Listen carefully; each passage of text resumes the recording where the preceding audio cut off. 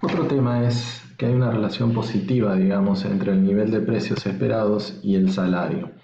Y ello tiene que ver básicamente con que tanto a los empleados como a las empresas no le interesa el salario nominal que paga, sino que le interesa el salario real.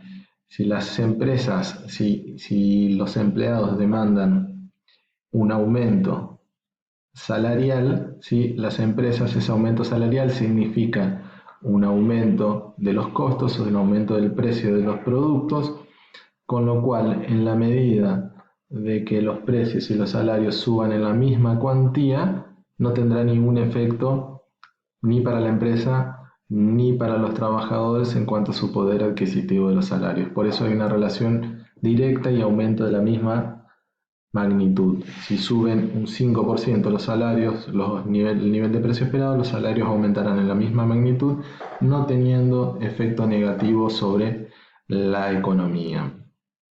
En cuanto a la relación con la tasa de desempleo, es una relación inversa porque a medida que aumenta la tasa de desempleo, el poder de negociación que tienen los sindicatos para poder influir en su salario disminuye. Lo contrario es cuando el nivel de tasa de desempleo es muy bajo, el poder de los sindicatos es mayor y hay una presión al alza de los salarios. Y la variable residual Z agrupa todos otros factores que influyen sobre los salarios y que no están contenidos ni en el nivel de precio esperado ni en la tasa de desempleo, como puede ser, por ejemplo, la prestación o el seguro de desempleo. Generalmente, y el libro de Blanchard y Pérez Henry relaciona o dice que hay una relación positiva entre la variable residual Z y el desempleo, del salario, perdón. Cuando habla de prestaciones por desempleo, dice que cuanto mayor es la prestación por desempleo, más cómodos se encontrarán aquellas personas que están fuera del mercado laboral esperando una suba de los salarios necesarias para poder volver a ingresar o reingresar al mercado laboral, que es lo que estuvimos viendo anteriormente. Para determinar la ecuación de salarios a partir de cómo se determinaba el salario, lo que tenemos que hacer es el supuesto que habíamos hablado anteriormente, que el nivel de precios esperados es igual al nivel de precios efectivos, con lo cual si dividimos los dos términos de la ecuación anterior por nivel de precios, nos va a quedar el salario real, va a estar en función de la tasa natural de desempleo y de la variable residual Z. ¿Y por qué analizamos el salario real? Porque a los trabajadores lo que les interesa es los bienes y servicios que pueden comprar con sus salarios, y a las empresas también les interesa el salario real porque necesitan saber cuántos bienes o servicios deben vender para poder cubrir el salario de los trabajadores que tienen afectados. Cuando hablamos de la ecuación de precios, el primer análisis o el primer supuesto que tenemos que hacer es que cuando analizamos la función de producción, nosotros decíamos que la función de producción o el nivel de producción dependía de la productividad por los factores de la producción. El primer supuesto que vamos a analizar es que el único factor de la producción que incide, en este caso para la determinación del nivel, va a ser la cantidad de empleo, o sea, el nivel de empleo, ¿sí? El segundo supuesto que vamos a hacer es que la productividad de cada trabajador va a ser igual a 1. O sea, que un trabajador va a producir una unidad del producto. Entonces, si una unidad del producto es producida por cada trabajador, el costo de producción va a estar dado por el costo de contratar ese trabajador. Y el costo de contratar ese trabajador va a ser el salario que deba pagar la empresa para contratar. A partir de ahí la empresa puede determinar el precio del producto, que es el salario que debe pagar por ese trabajador, más un margen de beneficios que la empresa aplica. ¿Y por qué aplica un margen de beneficios? Generalmente porque la mayoría de los mercados no es de competencia perfecta, con lo cual los empresarios pueden establecer un margen y con ello lograr vender igualmente su producto. Si el mercado fuese de competencia perfecta, los empresarios no pueden determinar este margen de beneficio, ese margen de beneficio sería igual a cero, y en ese caso el precio del bien sería el costo de producción o el salario que tiene que pagar. Pero nosotros vamos a analizar una economía más real, donde no es de competencia perfecta y donde el precio del producto se determina por el salario pagado por la empresa más el margen de beneficios que ésta aplique. Si nosotros dividimos los dos por salario, llegamos a esta ecuación, y si damos vuelta a la ecuación vamos a decir que el salario real de la empresa es la inversa del margen de beneficios que ésta aplica a su producto. ¿Sí? ¿Cómo surge el salario real de equilibrio y los determinantes de la oferta y la demanda dentro del mercado laboral?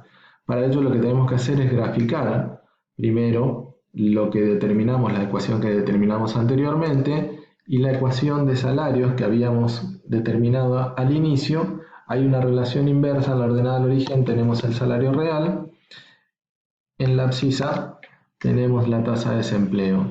Sabemos que hay una relación negativa entre el salario real y la tasa de desempleo, por lo que habíamos visto por el signo negativo que vimos en la ecuación de determinación del salario. Cuanto menor el salario real, ¿sí?, mayor es la tasa de desempleo, o dicho de otra manera, cuando la tasa de desempleo es muy alta, el poder de negociación de los gremios y los sindicatos es bajo y las empresas pagan salarios reales bajos.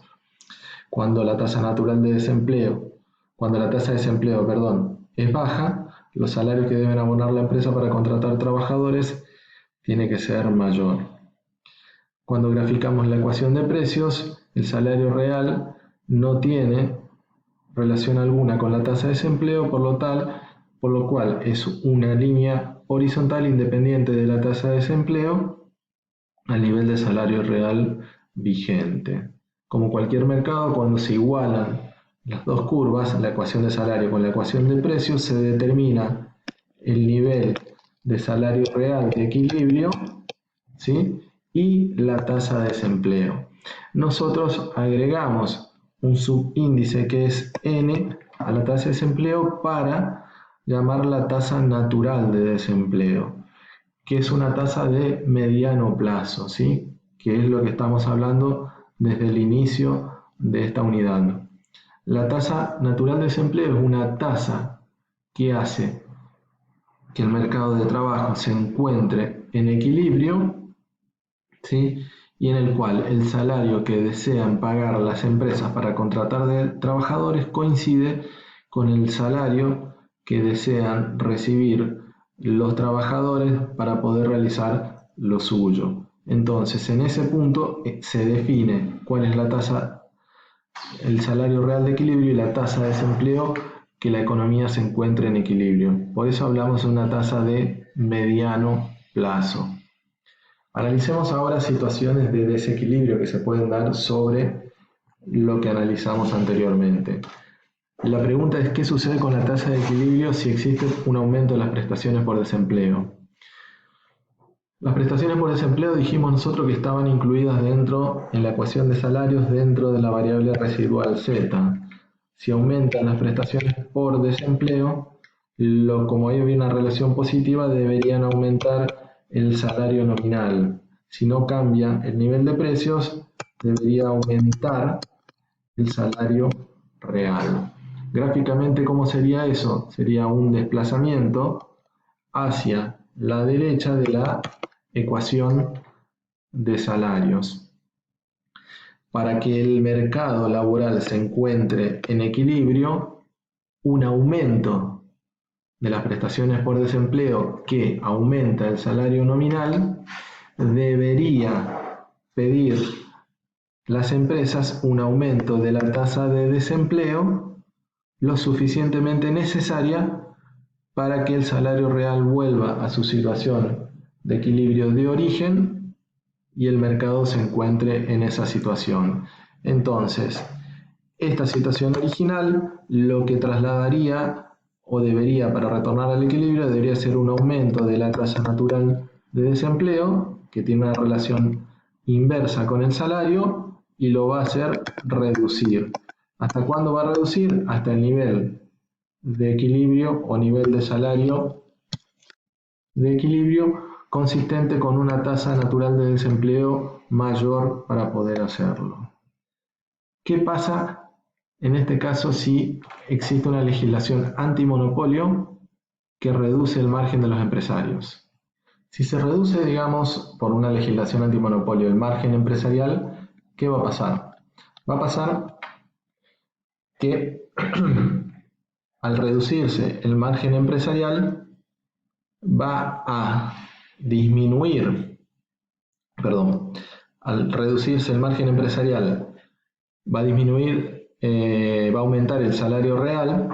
Ese aumento del salario real va a desplazar la ecuación de precios hacia arriba, y lo que va a hacer es que tenga que disminuir la tasa natural de desempleo para que el mercado retorne al equilibrio. O sea, recapitulando, una legislación antimonopolio que reduzca el margen de beneficios de los empresarios. Al reducir el margen de beneficios, ¿qué va a pasar? Si reduce el margen de beneficios, se va a reducir los precios, y si se reducen los precios, la reducción de precios sin que se altere el salario nominal va a tener como efecto un aumento del salario real. Ese aumento del salario real es lo que produce el desplazamiento de la ecuación de precios y una necesidad de reducción de la tasa natural de desempleo para seguir manteniendo el equilibrio en el mercado de trabajo.